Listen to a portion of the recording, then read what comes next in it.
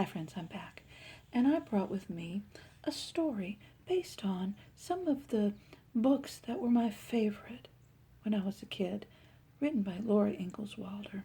And this book is called Winter Days in the Big Woods. Let's begin.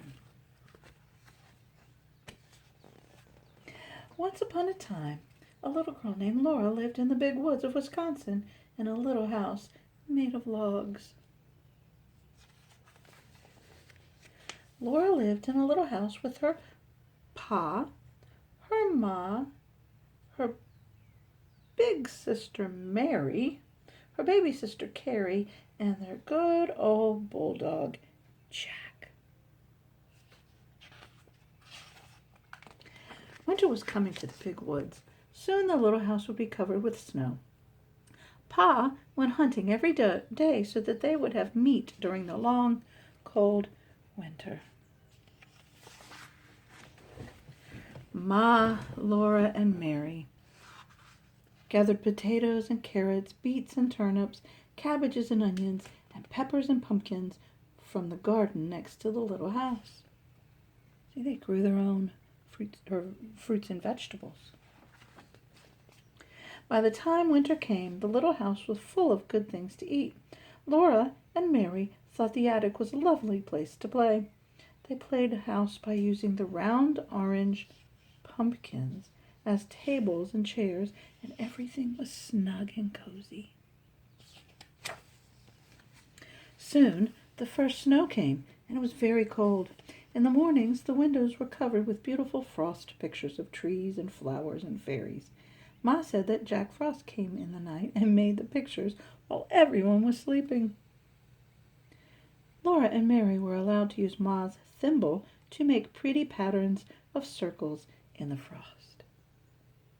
A thimble was what Ma used when she was sewing, so she didn't stick her finger with the needle.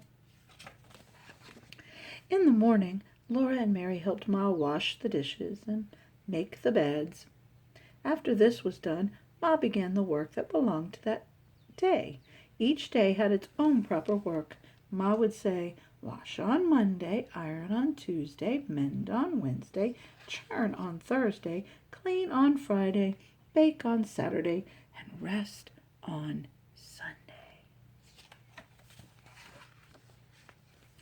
Laura liked the churning. Oh, look at that. You know what they're making there? Butter.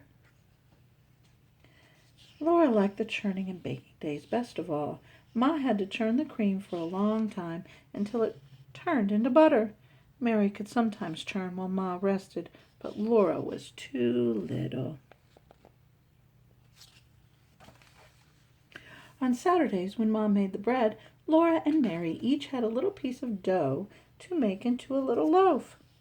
Ma even gave them a bit of cookie dough to make little cookies. Oh, that sounds like fun. Look at that.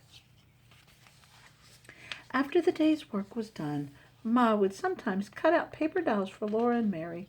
She drew their faces on with a pencil and cut dresses, hats, and ribbons out of colored paper so that Mary and Laura could dress their dolls beautifully. Look at that. But the best time of all was at night. When Pa came home, he would throw off his fur cap and coat and mittens and call, "Where's my little half pint of sweet cider half drunk up?" That was Laura because she was so small. Laura was hiding from her dad. Sometimes Pa would take down his fiddle and sing. Pa would keep time with his foot. Laura and Mary would clap their hands to the music when he sang, "Yankee Doodle went to town, he wore his striped trousies, swore he couldn't see the town, there was so many houses." Oh, Miss Cindy had to sing. Other times, Pa would tell stories. When Laura and Mary begged him for a story, he would take them on his knee and tickle their faces with his long whiskers until they laughed out loud. His eyes were blue and merry. Outside it was cold and snowy, but the little log cabin was snug and cozy. Pa, Ma, Laura, Mary, and baby Carrie were comfortable and happy in their little house in the big woods.